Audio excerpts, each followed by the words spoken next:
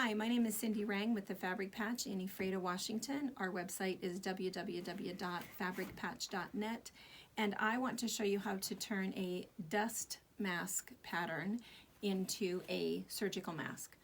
It's important for you to know that the CDC does not recommend that you make your own mask. What they want is for you to use a mask one time and then dispose of it promptly.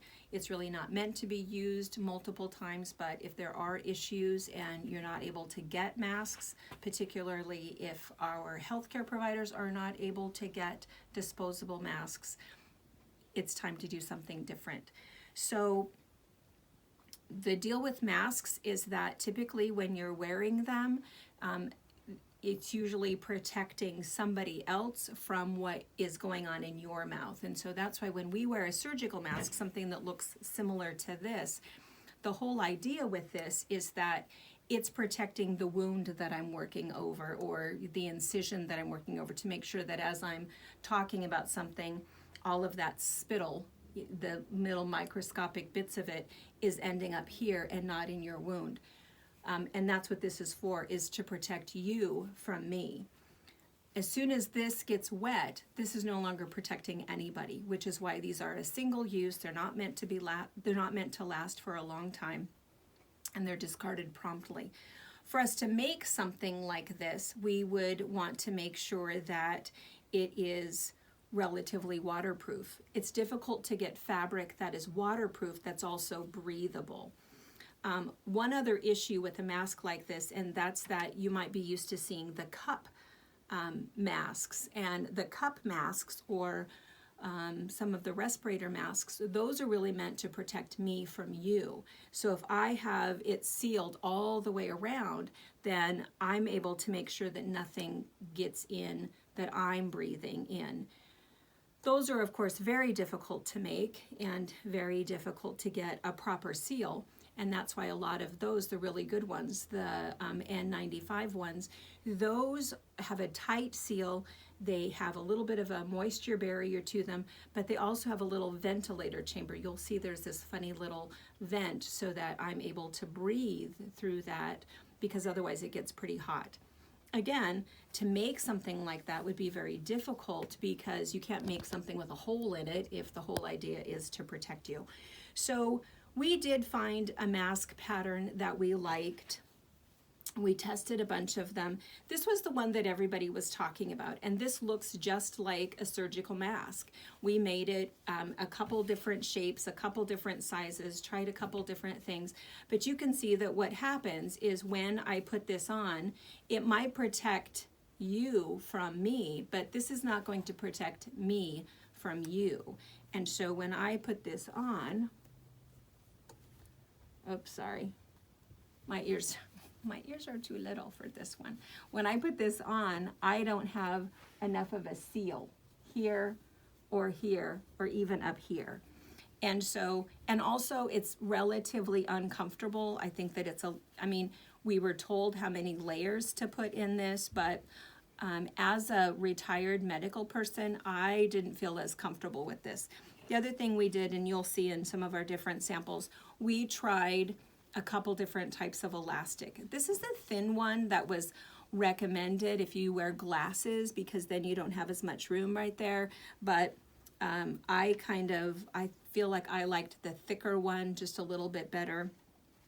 Most people that tried both of these said they didn't care either way. They felt that both of them were comfortable and easy to use.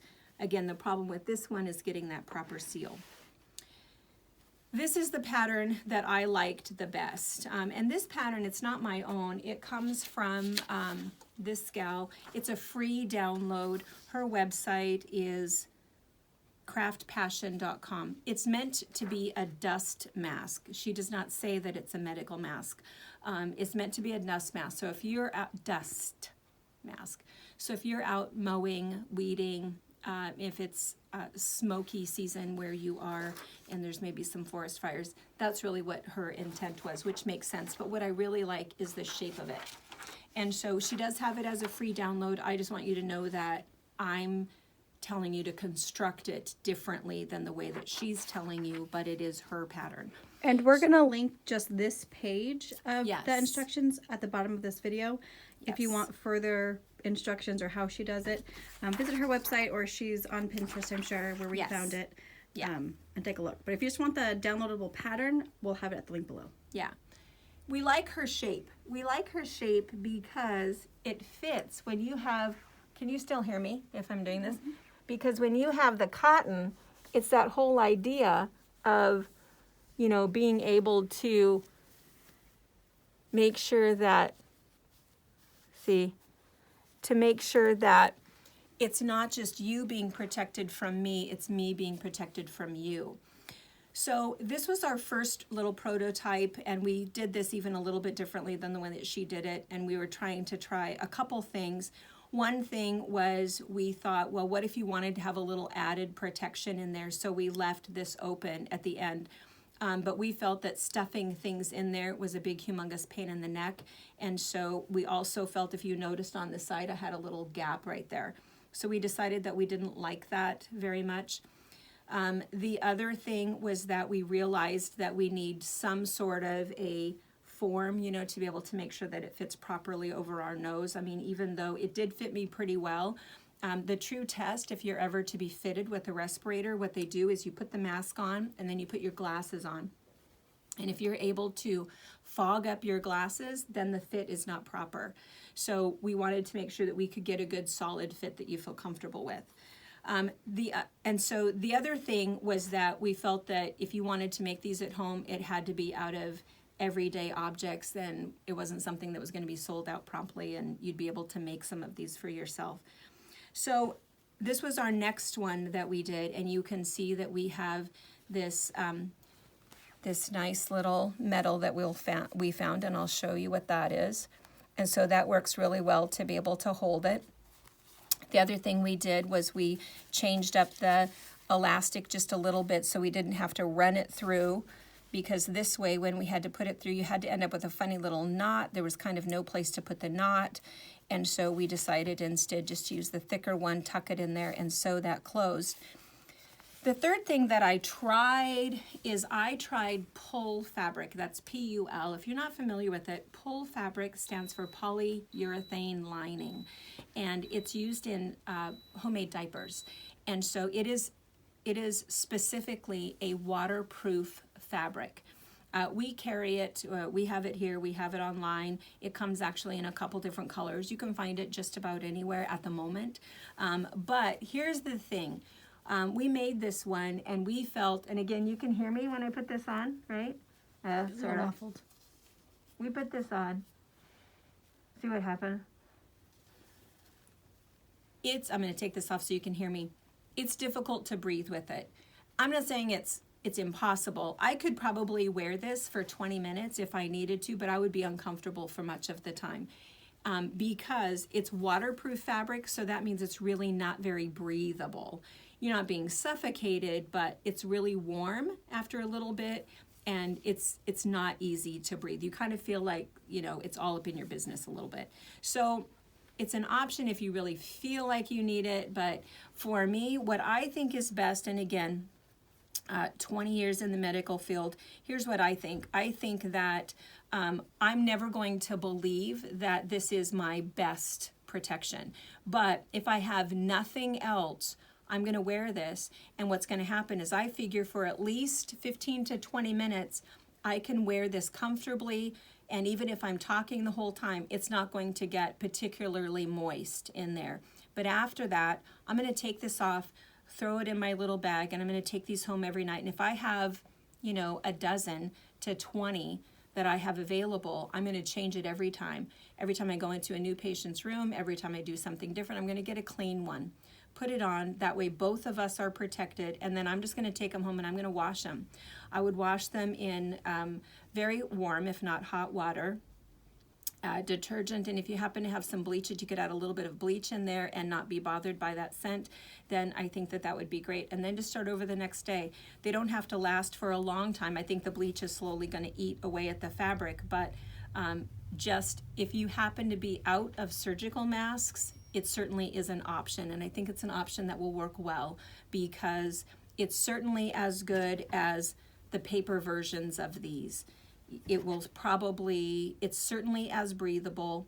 It probably will resist moisture as much as those will, and I feel like it has a better, it's more secure. So this is what I'm going to show you how to make.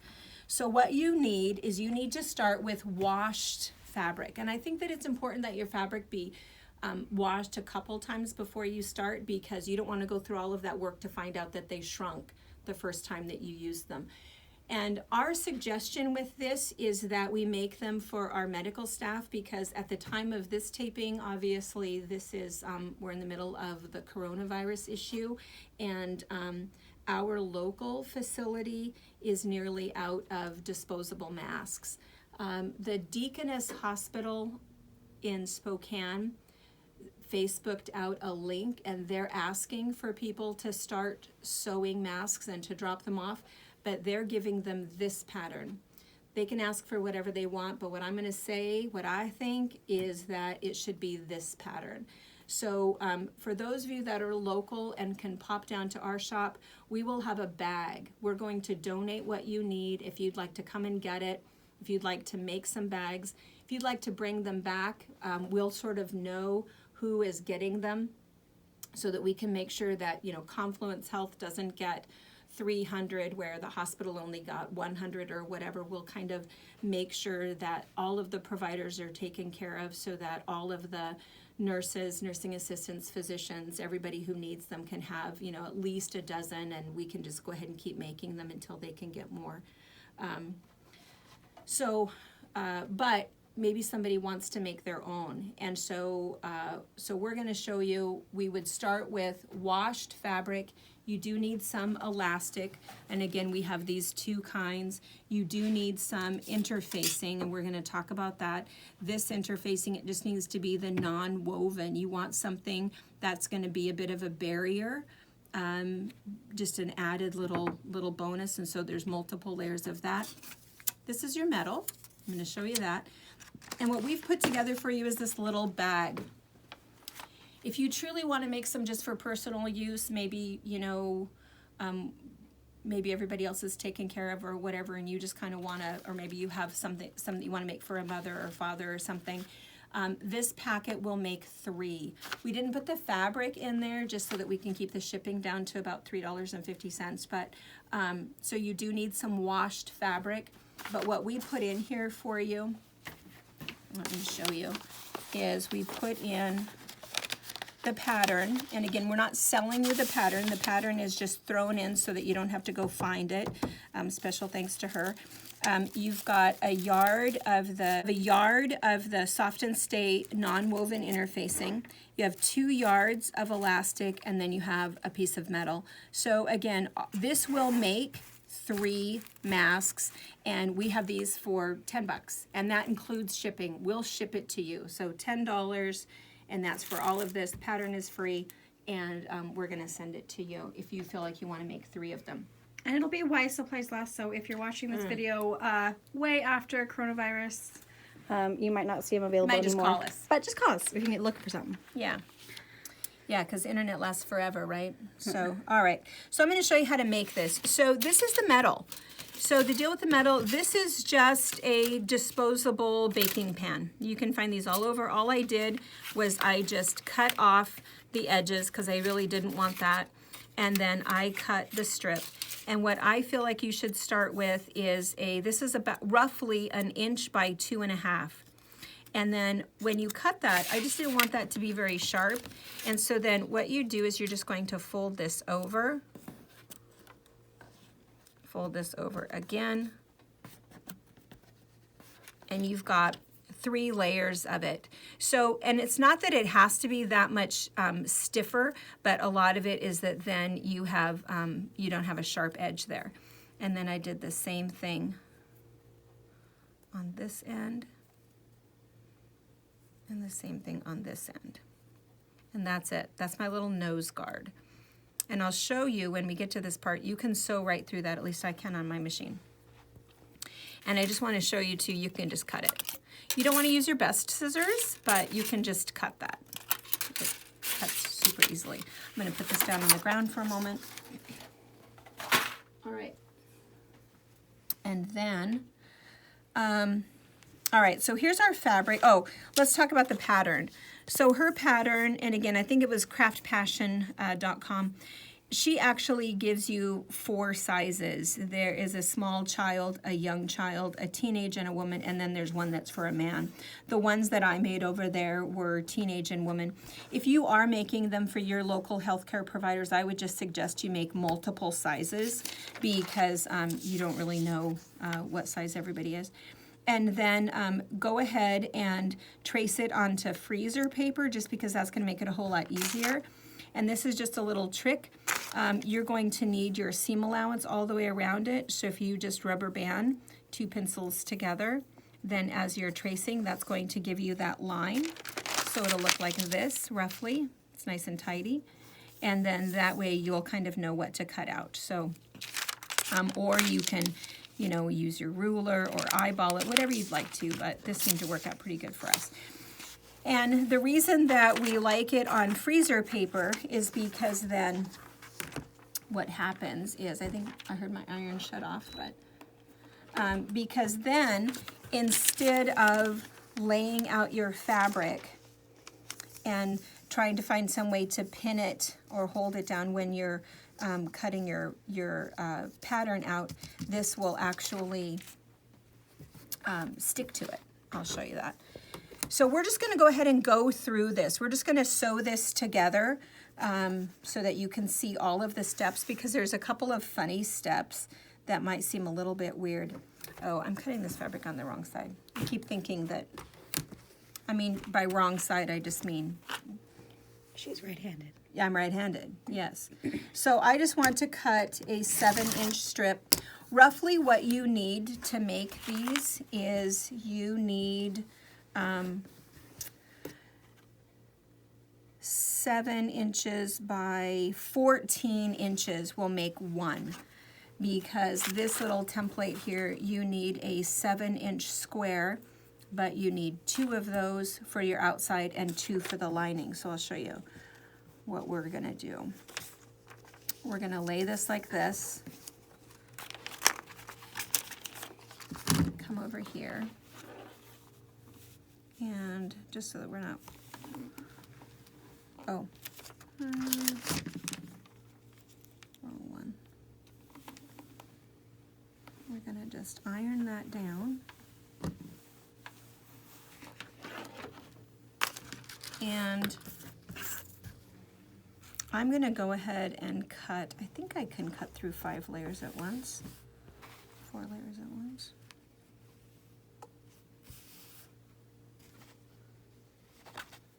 Okay, when you're cutting this, you need one side and you need a reverse, because we're gonna sew this seam together right here. It's gonna look like this, right? So you've got this side and you've got this side, right? This side and that side. So you either want to flip one over, or if you start with wrong sides together or right sides together, you'll have one and a reverse. And I've changed my mind. I don't know that I want to cut through that many layers. I think that I'm probably asking for trouble. This is your stabilizer. The stabilizer is important. It's just a non-woven fabric, and that's what helps to be a little bit of a stopgap for what's going on. So I'm just going to go ahead and cut. And what's kind of nice is that my pattern is not going to slip.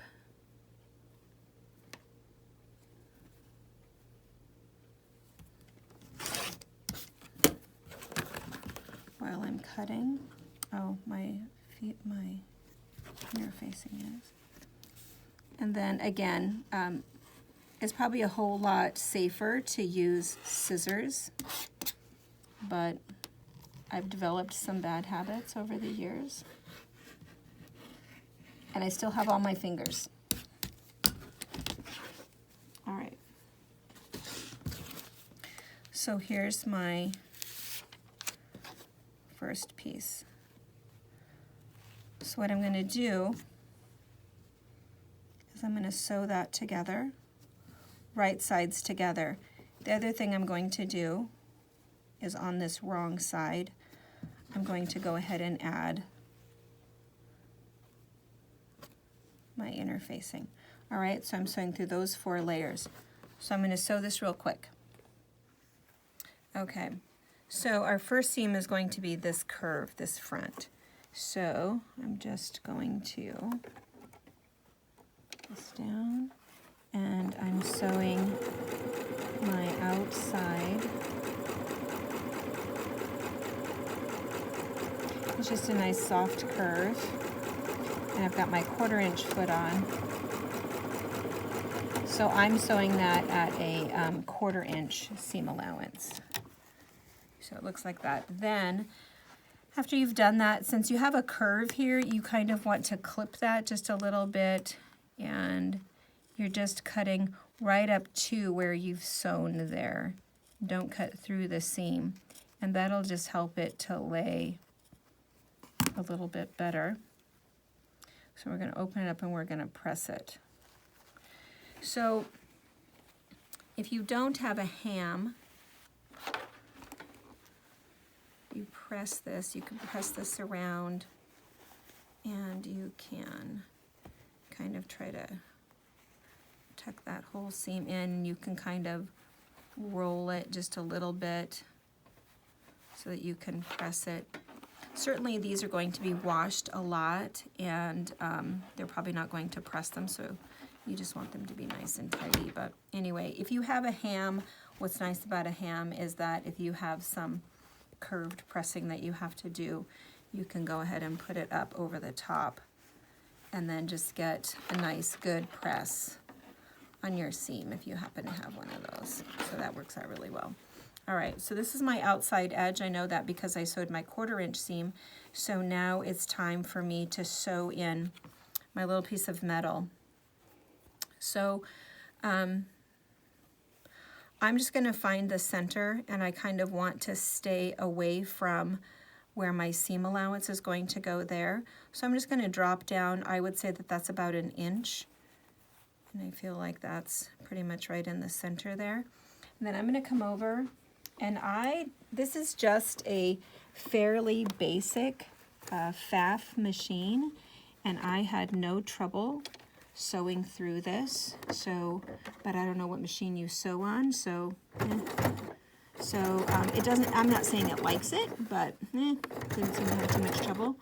And then I'm going to go ahead and backstitch just a little bit so it doesn't come off. Oops. You just mostly want to make sure that your thread doesn't break. And I'm going to backstitch again.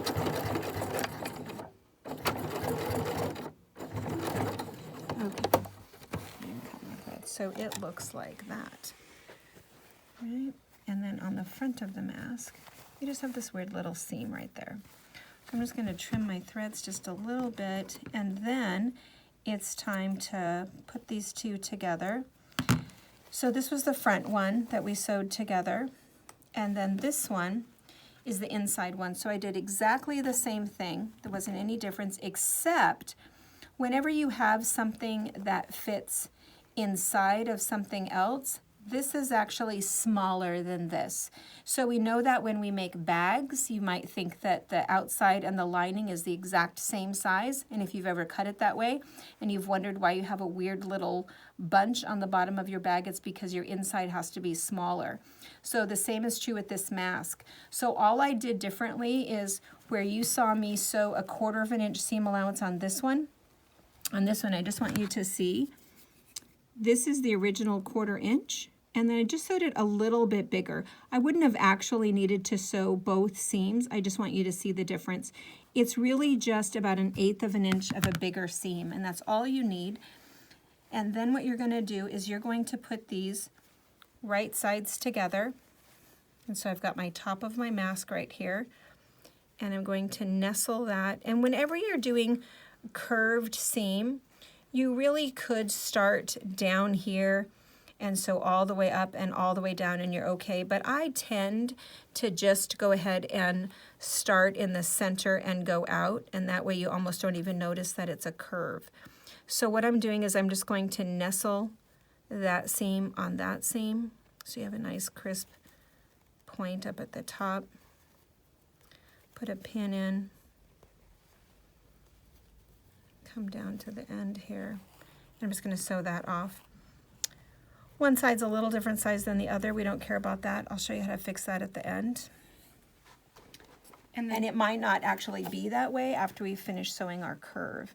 It seems that way, but. So now all we have to do is do our 1/4 inch seam. And I don't. Okay, we came around to this side so you can see how this stitch is going to happen. And you can see that there is a bit of a curve there. And the trick to a curve is just to go slow and just ease in a little bit at a time. If you pin and pin and pin, it's never going to work. You're never going to get anywhere because you're seeing that everything is moving a little bit and easing as I go. So I'm just going to go ahead and just ease that around. Ease that around. Oh, I've got a thread. I don't know what that thread's doing there. Okay. And then, oh, that was a thread from the, and then I'm gonna, so I've made that. Now I'm just gonna flip it over, come from this side, and I'm just gonna back up a little bit because see, I started sewing right back there, and I'm just gonna come in just so that it seems seamless. Just gonna lower my needle down, remove that pin so I don't sew over it.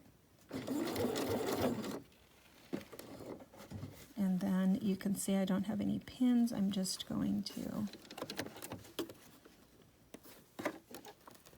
adjust that, and again here.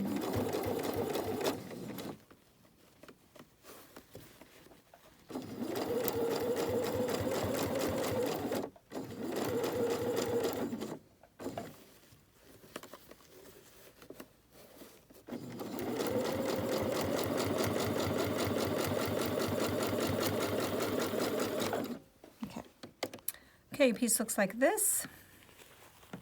And what you want to do, you can go ahead and turn the whole thing out and take a little look at it if you want to, but frankly, we have a little bit more sewing to do. We still have to sew the bottom. So while we're still over at the sewing machine, what we're gonna do then is we're gonna come back and see how that's, again, kind of puckery because we've got those curves in there. It doesn't matter. We're just going to line that up where we've got that seam lined up with that seam. Put a pin in there. And then for this one, this is a pretty minimal curve really. It just kind of comes up gently and then comes back down. So this one I'm going to live dangerously, and I'm going to start sewing right here. I'm going to sew all the way down till I get to that pin, not sew on the pin, readjust, and then I'm going to sew all the way off. Okay, so I've got this seam sewn all the way along the edge here. So now we're going to turn it out because we still have our side pieces unsewn. So we're going to turn this right side out. And what you've got, of course, is you've got 2 layers of cotton and you've got 2 layers of the non-woven stabilizer, which makes it kind of nice. You still, as a healthcare provider, you still don't want it to be wet, but as soon as you've worn it for a while, take it off, you'll wash it, put on another one. So I'm going to fuss this with this for a minute, and I'm going to press it. All I'm going to do is I'm just going to get that all out and press that down. Get this all out, press this one down, get these all ready to go. Okay, so I've got this all pressed and ready to go, and now it's time to do the edges. So what will happen with the edges is sometimes you'll find that it doesn't quite line up with the other one, and what you could do is you could put your ruler on there and even that up if you want to, but it doesn't really matter because all you're going to do is you're going to tuck this in so that you have a nice finished edge. One of the options and one of the things that we looked at was the possibility of leaving that open in case somebody wanted to put some extra fiber or something in there. But of course what they were told to put in there was other non-woven breathable cotton. I thought, well, no, we'll just put it in there for the interfacing, and I just feel like that's a little bit dangerous, so that's why I thought we should just close this whole thing up. So anyway, so I'm just going to fold that over so that it's nice and even, and then press it.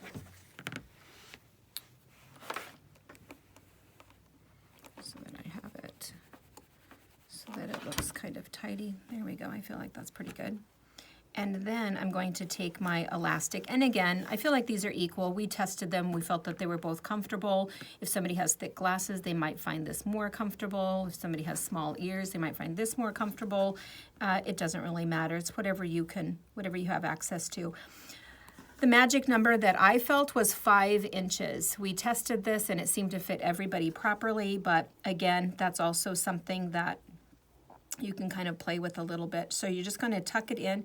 You kind of want to be aware of where that is because you're just going to do a 1/4 inch seam allowance. So I'm going to tuck that in here and I'm going to come over here to the sewing machine. And I don't know, Brianna, if you want to be in front or behind, but so I've tucked that in. So I've tucked that in.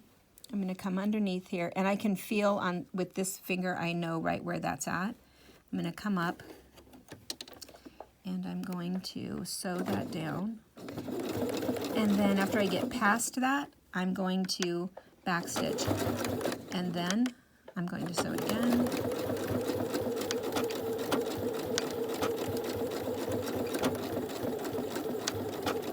Way more than what you think you need to, but the worst thing is if that thing pops off. And the nice thing about the corded elastic is my little 2 cents. Put a knot at the end of that elastic, so if you don't get a good stitch on it, that knot will hopefully get stuck in your stitches. Yeah. And it won't pull out. Tie a knot there. That's a good tip. Okay, so we're going to bring this around and I'm going to tuck that one in. And then I'm going to do the same thing. Up